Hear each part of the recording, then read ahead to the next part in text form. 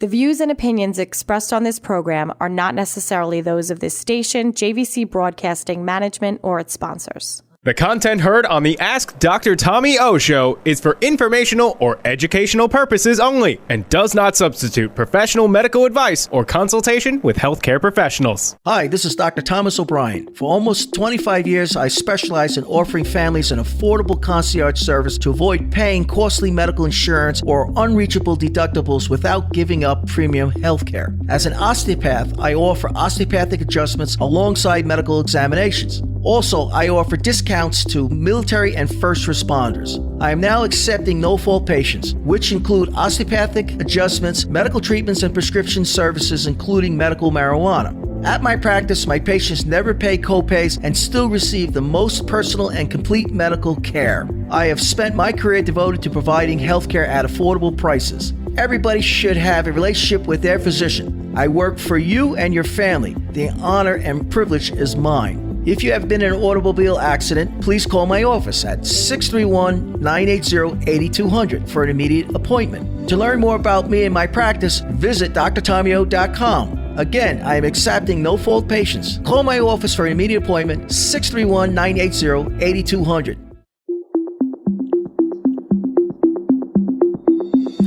Welcome to the Ask Dr. Tommy O Show. I'm your host, Dr. Thomas O'Brien. The Ask Dr. Tommy O Show can be heard every Wednesday at 4 p.m. on 103.9 LI News Radio. I offer a very affordable concierge practice which allows you access to the quality care you really deserve. With no rush office visits, both you and I can take our time and discuss your healthcare needs. As your primary care physician, it is important for me to have a baseline knowledge of your health. I look at you when you're speaking, listen to what you are saying, and I feel you both physically and emotionally. This way, when you come to my office not feeling well, knowing your history allows me to properly diagnose and treat your illness. Call my office today and schedule a history and physical. To my military family, I got your six. To my Masonic brothers, the light is bright. If you wait, it may be too late. Before I start today's show, I'd like to welcome Safe and Sound's Nursing Care Agency to the 250 Patriarch F. Hank Professional Building. So they offer compassionate care to their clients. If you're an LPN or a nurse looking for work, give them a call at 631-677-3301. All right, now on to today's show. Today's topic, medical errors. Medical errors. This is something that affects all of us, no matter what, if you're a patient or a physician. So we're going to go through some of the most common errors, the causes, and then the errors themselves. Okay, so medical errors happen when, despite there being a more correct treatment path for the patient, a different treatment is used inadvertently or contrary to what a reasonable practitioner would have chosen under similar circumstances. Now, I'll give you another legal definition. Failure of registered health professionals to observe a standard of care or skill reasonable to be expected in the circumstance. Well, what does that mean? That means that you're practicing below gold standard. Okay, so gold standard is what based on the society that you follow, the system that you follow, that there is a set standard of how to diagnose and treat. If you're treating at gold standard, there is a reduced risk for malpractice, okay? Because malpractice is defined as practicing below gold standard. The key is to practice minimum at gold standard. In my practice, my office, I practice above gold standard, so I go above and beyond. Just in case if I happen to slip a little, I am still at gold standard. Now, the reason why we practice gold standard is, like I just mentioned, that we're going to reduce the risk for a poor outcome. Understand that even we do practice at gold standard. We do everything textbook perfect. There still could be a poor outcome. The difference is whether it's at gold standard or not. If it's below gold standard, that is malpractice. All right. So what are reasons or causes, not reasons, but yeah, I guess reasons, causes of medical errors? Now, the first would be fatigue. All right. Fatigue. We all drive, right? You drive tired, right? You're exhausted. You're starting to fall asleep behind the steering wheel. You make errors, right? Just imagine a physician holding a scalpel and being fatigued and falling asleep, or answering a call while on call and then giving orders to the nurse and it's the wrong order. Okay, it doesn't take much to make a mistake, so you have to be fresh. All right, meaning, have all your energy, all your faculties, so you do not make mistakes. So fatigue, huge factor. User error. Okay, this is new, all right, because we're all in a digital age now. We didn't have this years ago. Now we're into electronic medical records. So user error.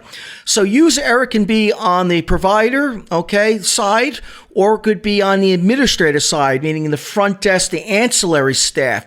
We say data in, data out, right? So you know the saying, if it's not good going in, then it's not good going out. And we use a different terminology, but we're keeping this a clean show.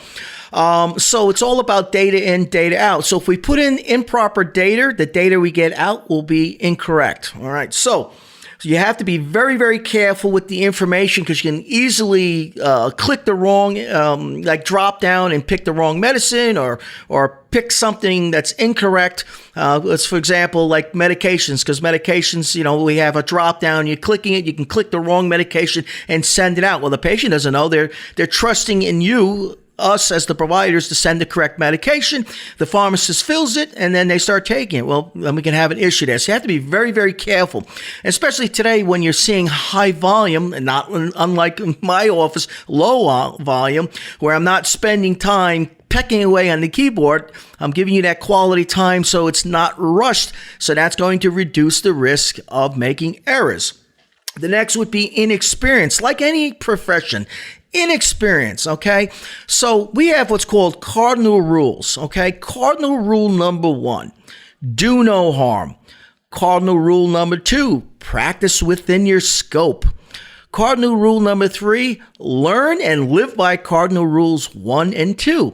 By doing that, that will reduce the risk for making errors. Now, as a junior physician, do not practice beyond your scope, because you just do not have the experience. So if you're running into an issue, you should feel comfortable and reach out to a senior. Or what you do is refer to a senior. Do not take on a procedure and you're going to experiment. Well, when you do that, you're going to make an error. The risk for a poor outcome significantly increases. So why take on the risk? Now, with me, when I was younger, because I was residency trained, all right, now when I first started, I was very aggressive. My scope of practice was very wide, and it was very broad, and I took on very, very difficult cases. But as I matured, and now being, this is 30 years, okay, I really decreased the scope of my practice. So I went in the opposite direction, where most were getting broader and broader. I narrowed my scope of practice because I wanted to reduce the risk, and I'm not taking on risk. I want low risk so I can give quality of care. All right, so that's what experience does versus being inexperienced, taking on procedures and cases that are beyond their scope or their knowledge. Reach out to a senior, refer to a senior, or refer to a specialist, okay? The next is human error. Again, human error, it doesn't matter what profession you're in, or it doesn't have to be in a profession. We all make mistakes. We're humans. We make mistakes. But the key is to follow the standards of care, and that will reduce the risk for human error. Now, let's say I'll give you an example in if the practice I work at, not my office, but the urgent care center. So we will have someone come in, and it turns out, let's say it's a father and a son. They both have the same name. It's senior and junior. Well, because we have electronic medical records, and they'll grab the first name, not realizing that, let's say the son comes in and they put in the computer the father, or vice versa.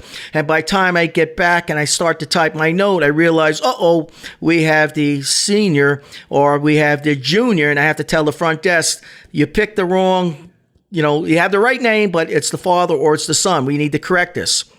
All right, so human error. I mean, no matter what we do, we want to reduce human error, and that means don't go to work fatigued. Do not go to work under the influence. That's not good. That's below gold standard. You're going to have problems, even jeopardize your license as well as the health and life of your patients.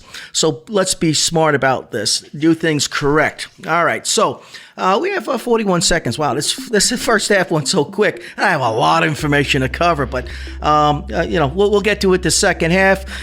All right, so come and join my practice. Let me help you lead a happier and healthier life. If you wait, it may be too late. The new year's coming. Give my office a call. Let's set up a history and physical. At less than a cell phone monthly bill, you have Dr. Tommy O. That's right, Dr. Tommy O. At $100 a month, where if you go to an urgent care center, it's going to cost you $225. So to learn more about my practice, go to drtommyo.com. That's drtommyo.com. Or give me a call at 631-980-8200.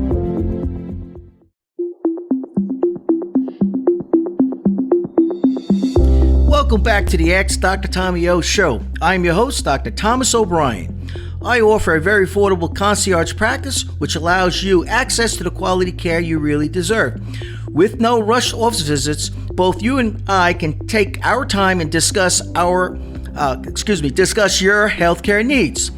As your primary care physician, it is important for me to have a baseline knowledge of your health. I look at you when you're speaking, I listen to what you're saying, and I feel you both physically and emotionally. This way, when you come to my office not feeling well, knowing your history allows me to properly diagnose and treat your illness. Call my office today and schedule a history and physical. Today's topic, common medical errors. All right, so we left off with human errors, okay? And no matter what profession you're on, human errors exist, all right? The key is to reduce human errors. And by doing that is you set up a protocol, a flow sheet, a flow chart, and you must follow it. For example, probably one of the best things, the best learning lessons in radiology as a medical student, the radiologist who taught the course, we would look at the radiograph, and the doctor said, read the radiograph exactly the same every single time. By doing this, you're going to reduce the risk of missing something, okay? Missing a diagnosis, all right? We don't want to miss something. So do it the same way every single time. If you change the protocol every time you do it, you're going to forget something. So start with something and finish with it. Set up a protocol, set up a standard, and most professions have standards, and you follow those standards. All right, so most common preventable medical errors.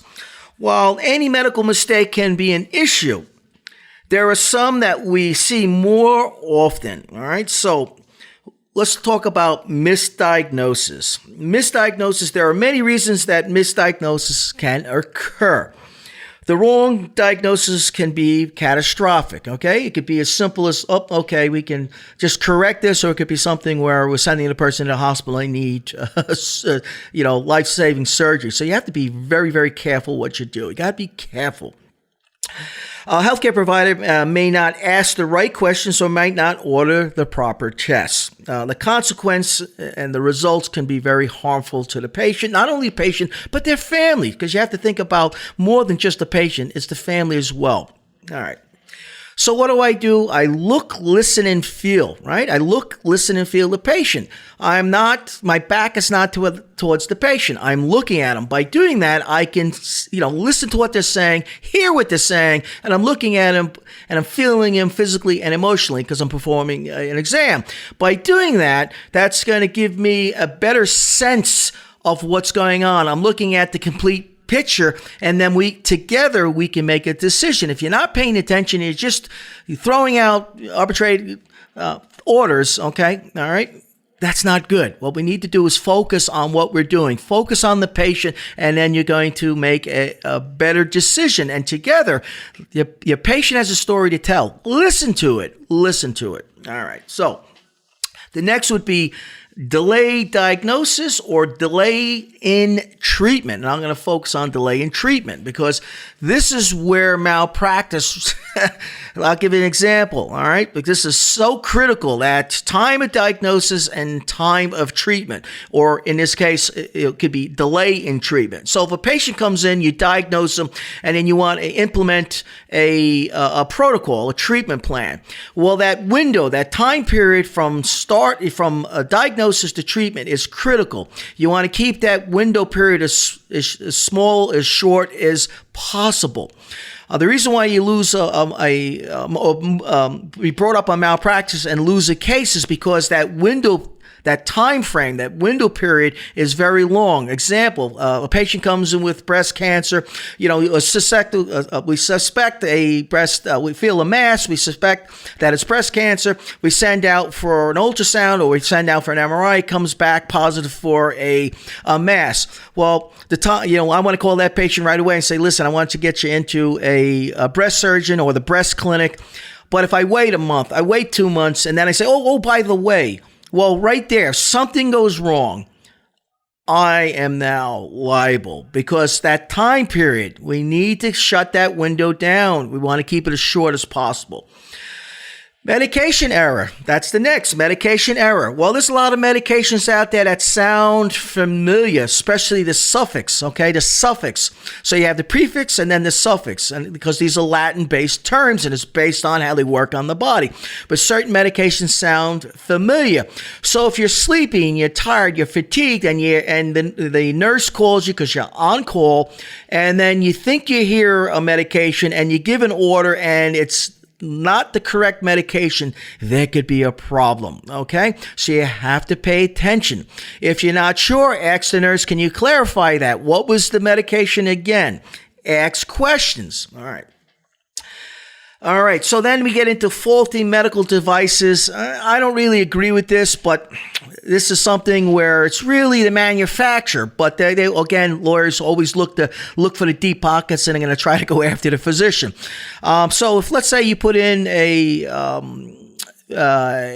some sort of device into the body because you're a surgeon and you're putting something in, and there's an issue. Well, the way that they look at it is the physician, did you tell the patient of all the adverse effects? And that's how they get the physician. I don't think that's right. If something goes wrong, if it had not have to do with the surgery, but if the device itself was faulty, that's the manufacturer, not the physician. But the lawyers are going to figure out a way to get the doc.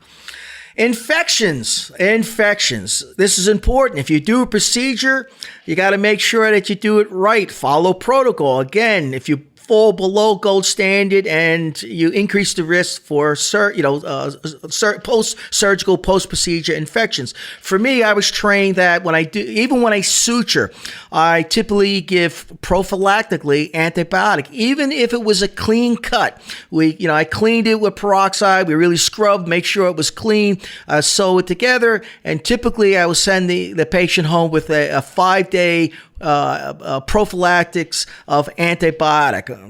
Prophylactic means prevention of. So I want to prevent an infection from occurring. Not all surgeons and not all physicians subscribe to that, but the surgeons that I trained under did, and I believe in that protocol. I've been doing that for almost 30 years. Okay, this is huge, especially for surgeons. Failure to account for surgical equipment. You hear stories where they had a surgery and then surgical equipment, sponges were left in the body. Well, the surgeons that I trained in, again, I was very, very lucky. The surgeons, my mentors were extremely strict.